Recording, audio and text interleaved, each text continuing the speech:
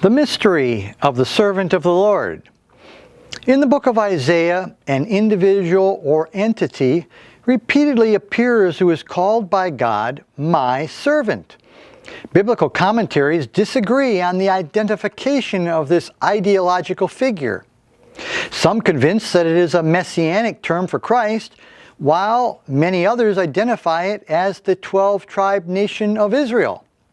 Jewish expositor Dr. I.W. Slotki, in his commentary on Isaiah, said, quote, "The Jewish commentators are divided between Israel, the King Messiah, and the prophet himself," unquote. Page 199. Christian commentaries are similarly divided. The servant of the Lord appears in chapters 41 through 53 in the prophecy of Isaiah. The famous biblical expositor Charles Cutler Torrey, professor of Semitic languages at Yale University in the first half of the 20th century, called these chapters passages of central importance to understanding Isaiah. From his book Isaiah, A New Interpretation. Yet scholars themselves cannot agree on how to interpret these very important prophecies. There is a sympathetic urge for Christians to want to augment the Old Testament prophecies concerning Christ, and Isaiah chapter 53 has long provided ministers with a scriptural mine of prophecies concerning Christ's suffering and death for sin. When we examine the specific wording used in chapter 53 concerning the servant, we discover that a very distinct particular term is used only in that chapter, my righteous servant. We read this in Isaiah 53:11. He shall see of the travail of his soul, and shall be satisfied. By his knowledge shall my righteous servant justify many, for he shall bear their iniquities. Nowhere else is that phrase used, and it can only be a messianic expression, for only the divine Son of God has the ability and authority to justify and forgive sins. In addition, Israel certainly could not have been considered righteous during the ministry of the prophet Isaiah. His ministry covered the last decades of the 8th century BC, beginning about 740 BC, when the house of Israel was committing gross sins. Quote, "Therefore the Lord was very angry with Israel and removed them out of his sight," unquote, from 2 Kings 17, verse 18. And sinful Judah was soon to follow them into exile. However, the entity called my servant cannot be identified with the Messiah, the righteous servant, due to his unmessianic character, as seen, for example, in Isaiah 42:19. "Who is blind but my servant, or deaf as my messenger that I sent? Who is blind as he that is perfect, and blind as the Lord's servant?" Certainly, the Messiah would not be characterized as one who is blind. Yet the word perfect in this verse has been a source of confusion. It is translated from the Hebrew shalom, related to shalom, meaning peace. The Amplified translation says, "Who is blind like the one who is at peace with me, who has been admitted to covenant relationship with me." The rendering of shalom as peace is also followed by other English versions, such as the American Standard, Young's Literal, and the Scriptures translation. The Messiah was God in the flesh, not merely someone in covenant relationship with God. It seems clear, therefore, that the messianic righteous servant of Isaiah 53 is not the same entity as my servant of Isaiah chapters 41 through 52. The servant described in these several chapters of Isaiah is referred to in a number of descriptive ways. In Isaiah 42:19, he is called both my servant and the Lord's servant. In Isaiah 41:8 we read, "But thou, Israel, art my servant, Jacob, whom I have chosen, the seed of Abraham, my friend."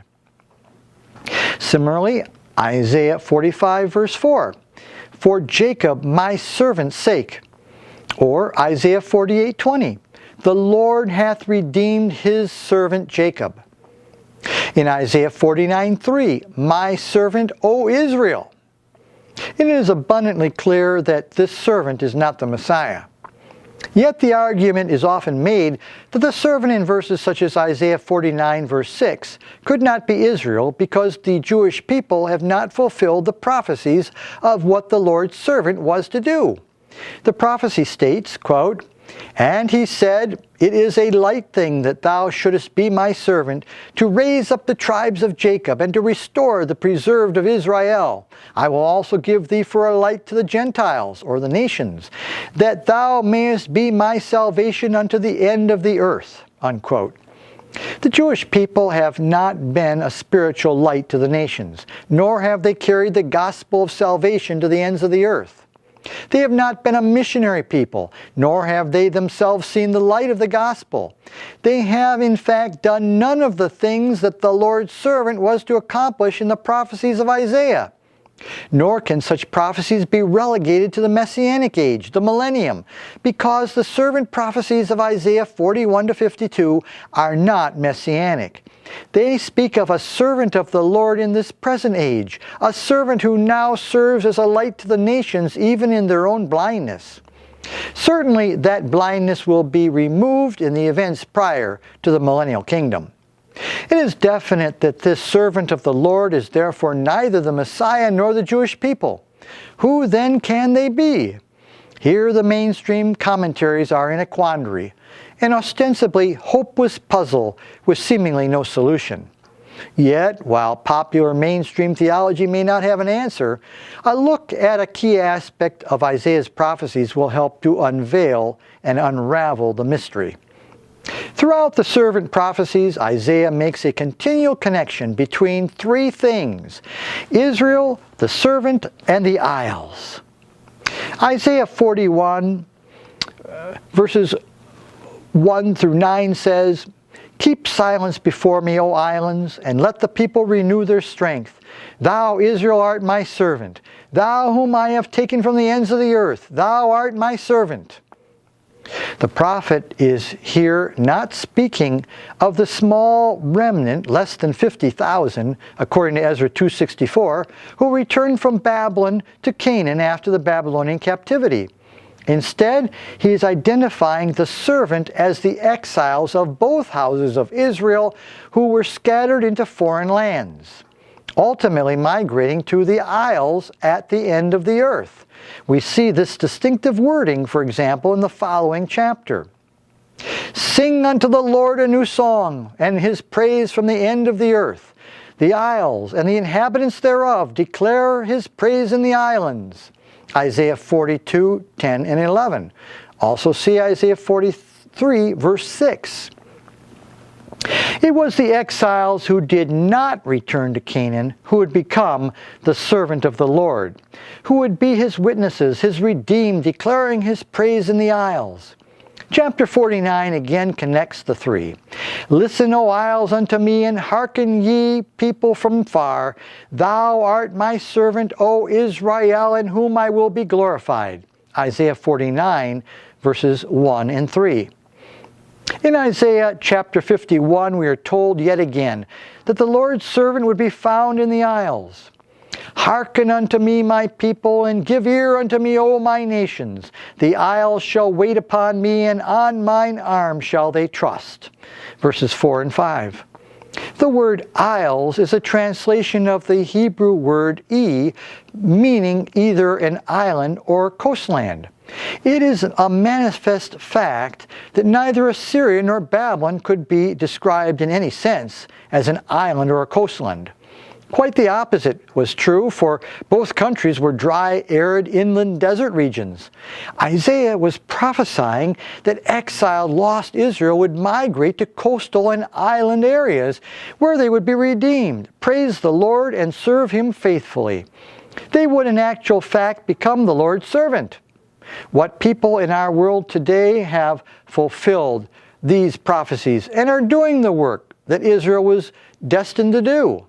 Not only that, but Isaiah declares that the servant of the Lord would be blind in some special sense. It would not be a spiritual blindness, for the servant is repeatedly said to be redeemed and glorifying God. See Isaiah 44, verses 22 and 23, and Isaiah 45, verses 17 and 25. Instead, it must be that these exiled, lost tribes of Israel would be blind to their identity as God's own people. They would faithfully serve the Lord even in their blindness as to who they were and what they were called to do. That these blind servants would not return to old Canaan after their captivity ended is made clear in Isaiah 42:16. And I will bring the blind by a way that they know not. I will lead them in paths that they have not known. Who is blind but my servant? Instead of the pathway they knew to Canaan, the exiles would make a long journey over rivers and seas and be found to the east and to the west at the ends of the earth. Quote, when thou passest through the waters, I will be with thee, and through the rivers they shall not overflow thee. I will bring thy seed from the east, and gather thee from the west. Bring my sons from far, and my daughters from the ends of the earth. Isaiah 43, verses 2, 5, and 6. Isaiah repeats over and over the fact that the lost exiled tribes of Israel would not return to Canaan, but travel over rivers and seas, through uninhabited wilderness regions, to new isles and coastlands where they would faithfully serve the Lord as His servant. Quote, thus saith the Lord, which maketh a way in the sea, and a path in the mighty waters. Behold, I do a new thing now. It shall spring forth. Shall ye not know it? I will even make a way in the wilderness and rivers in the desert. This people have I formed for myself. They shall show forth my praise. Isaiah 43, 16, 19, and 21. Frequent reference is made in these prophecies to the fact that the Lord's servant, exiled, lost Israel in the isles and coastlands, would be a redeemed people. This makes it manifest that they would become Christian nations. See Isaiah 35, verse 11. Christendom, who would show forth His praise through faith in Jesus Christ, the righteous servant. Isaiah's message to the servant of the Lord is well summed up by his words in chapter 51 of the Servant Prophecies. Quote, hearken unto me, ye that follow after righteousness, ye that seek the Lord. Look unto the rock whence ye are hewn, and to the hole of the pit whence ye are digged. Look unto Abraham your father, and unto Sarah that bare you. For I called him alone, and blessed him, and increased him. Unquote from Isaiah 51, verses 1 and 2. I pray that we all will do that. Thanks for watching.